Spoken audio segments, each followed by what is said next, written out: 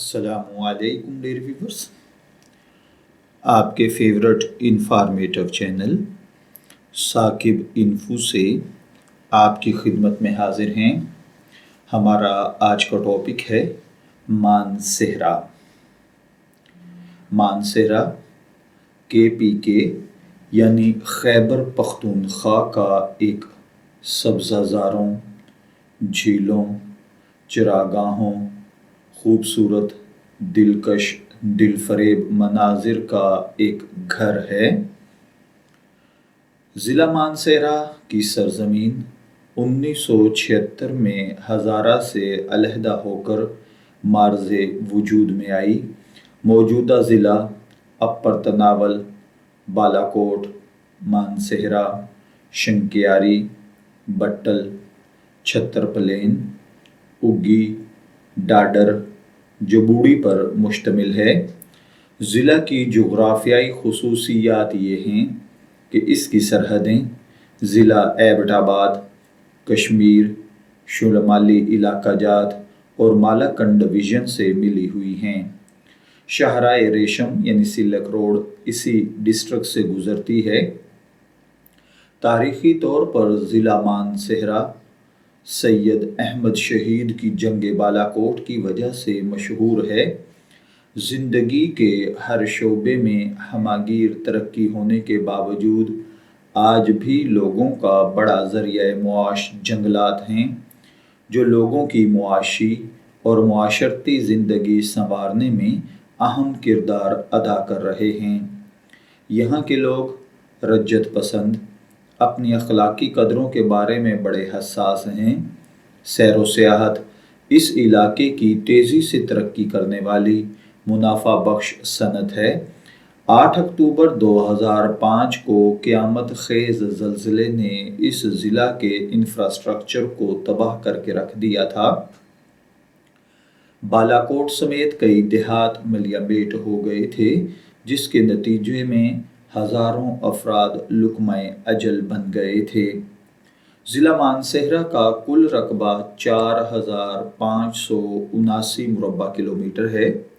یہاں فی کلومیٹر 296 افراد آباد ہیں، جبکہ ضلع کی آبادی 13,56,000 افراد پر مشتمل ہے۔ دیہی آبادی کا بڑا ذریعہ معاش زراعت ہے۔ کل قابل کاشت رقبہ 80,740 ہیکٹرز ہے۔ سکندر اعظم نے جب پنجاب کے علاقوں کو فتح کرنے کے بعد ضلع مانسہرہ کے تقریباً تمام علاقے پر اپنا تسلط قائم کر لیا، یعنی 327 قبل از مسیح میں سکندر اعظم نے اس علاقے کا انتظام ابیسارس کے حوالے کر دیا، جو ریاست پونچھ کا راجہ تھا۔ مانسہرہ عرصہ دراز تک ریاست ٹیکسلا کا بھی حصہ رہا ہے۔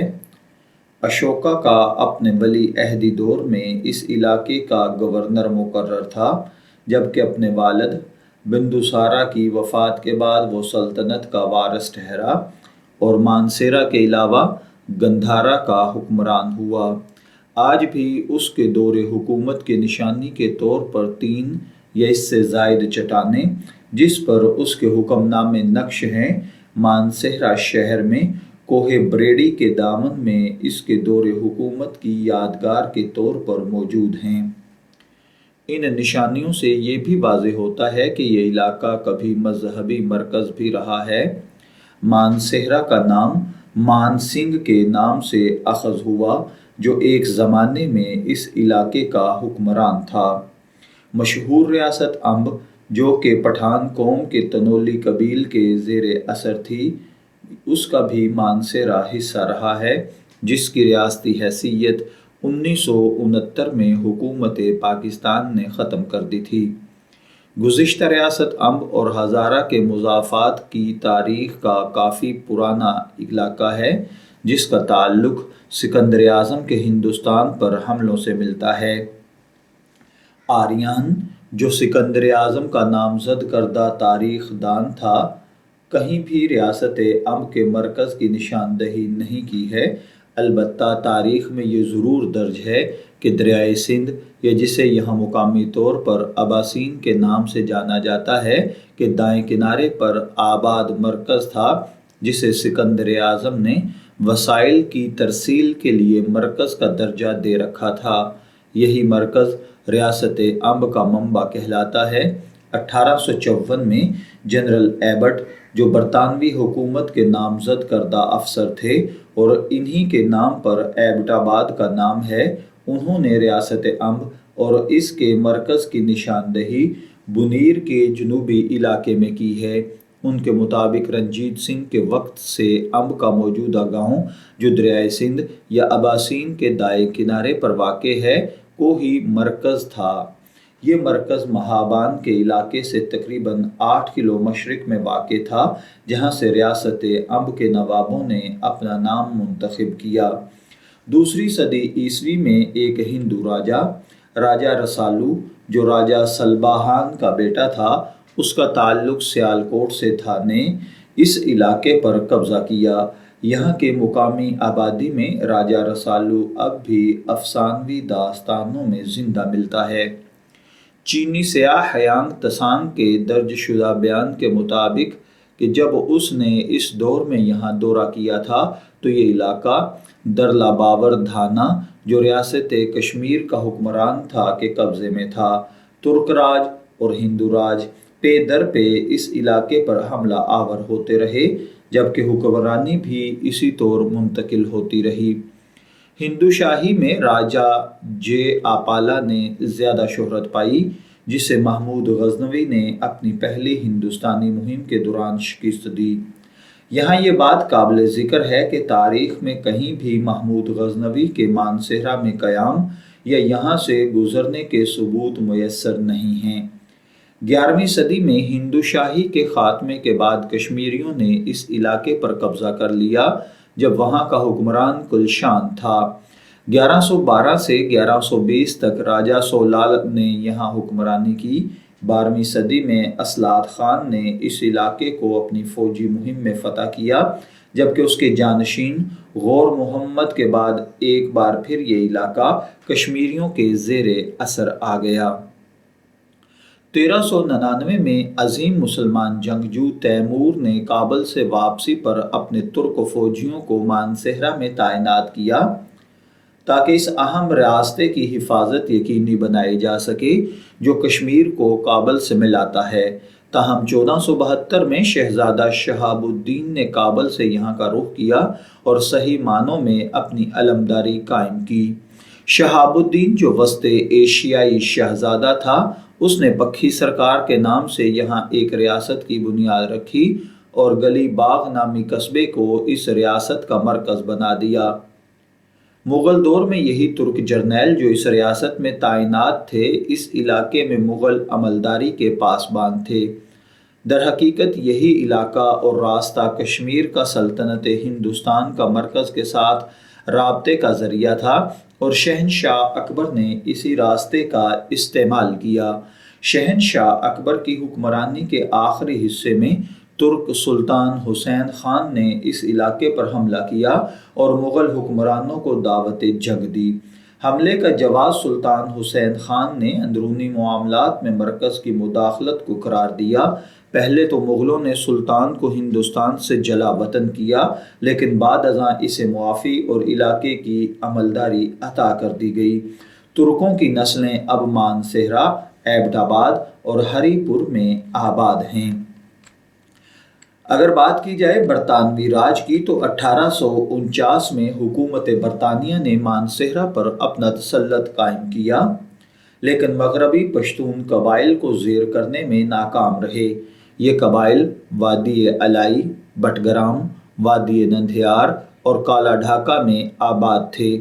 1852 میں 3 سال کے جزوی امن کے بعد زمان شاہ، جن کا تعلق کاغان سے تھا، انہوں نے برطانوی تسلط کے خلاف مہم جوئی کا آغاز کیا، لیکن جیمز ایبٹ نے اپنی فوج کی مدد سے زمان شاہ کی اس مہم جوئی کو ناکام بنا دیا اور انہیں پکھلی کے میدانوں میں جلا وطن ہونے پر مجبور کر دیا۔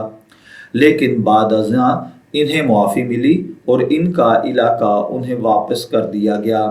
1852 سے لے کر 1892 تک برطانوی حکمرانوں نے سرکش گجر اور پشتون قبائل کے خلاف مہمات جاری رکھیں۔ برطانوی راج کے دوران ضلع ہزارہ کو 3 انتظامی تحصیلوں میں تقسیم کیا گیا جو مانسہرہ، ایبٹ آباد اور ہری پور پر مشتمل تھیں اور انہیں پنجاب سے منسلک رکھا۔ بعد ازاں 1901 میں جب شمالی مغربی سرحدی صوبہ بنایا گیا تو ضلع ہزارہ کو اس میں شامل کیا گیا۔ برطانوی راج گجروں سے کبھی بھی حکومتی عملداری کو تسلیم نہ کیا اور اپنی جدوجہد جاری رکھی۔ برطانوی حکومت نے ریاست امب کی خود مختاری کو تسلیم کیا، جبکہ ذیلی ریاست پھلڑا کے بھی نیم خود مختاری جو امب کے نواب پائندہ خان کی طرف سے اپنے بھائی ماداد خان کے زیر اثر تھی، برقرار رکھی گئی۔ اس ضمن میں ایک معاہدہ جو ریاست امب اور برطانوی راج کے مابین طے پایا کافی شہرت رکھتا ہے۔ تحریک پاکستان کی دوران مقامی طور پر گجر، پشتون، تنولی اور دوسرے قبیلوں نے ایک ساتھ جدوجہد کی۔ ریاست امب کے نواب سر محمد فرید خان کے قائد اعظم اور نوابزادہ لیاقت علی خان کے ساتھ رابطہ برقرار رہا، جس کی مثال مختلف ادوار میں ہوئی خط و کتابت سے دی جا سکتی ہے۔ 1947 میں جب تقسیم ہند کا مرحلہ درپیش تھا تو تمام قبائل اور ریاست امب نے متفقہ طور پر پاکستان میں شامل ہونے کا فیصلہ کیا۔ 1969 میں ریاست امب کی خود مختاری ختم کر کے اسے پاکستان کا حصہ بنا دیا گیا، جبکہ 1971 میں شاہی ریاست امب کو مکمل طور پر ختم کر دیا گیا۔ بھٹو دور میں مانسہرہ کو ضلع کا درجہ دیا گیا، جس میں مانسہرہ اور بٹگرام 2 تحصیلیں تھیں۔ بعد میں بالاکوٹ کو بھی تحصیل کا درجہ دے دیا گیا۔ بٹگرام بعد ازاں ضلع کا درجہ پا گیا، جبکہ اب مانسہرہ میں 3 تحصیلیں مانسہرہ، اگی اور بالاکوٹ کی صورت میں موجود ہیں۔ مانسہرہ شمال مغربی سرحدی صوبے یعنی KPK کی مشرقی سرحد پر واقع ہے، جس کا پشاور سے فاصلہ تقریباً 217 کلومیٹر، جبکہ اسلام آباد سے یہ فاصلہ 195 کلومیٹر ہے۔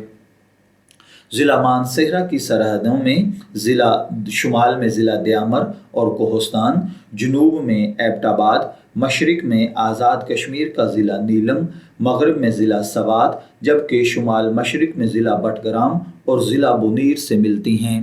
ضلع مانسہرہ میں کئی چھوٹی اور بڑی جھیلیں ہیں، لیکن سیاحتی اور جغرافیائی لحاظ سے 3 جھیلیں مشہور ہیں۔ ان میں جھیل لولو سر، جھیل دودی پت سر اور جھیل سیف الملوک شامل ہیں۔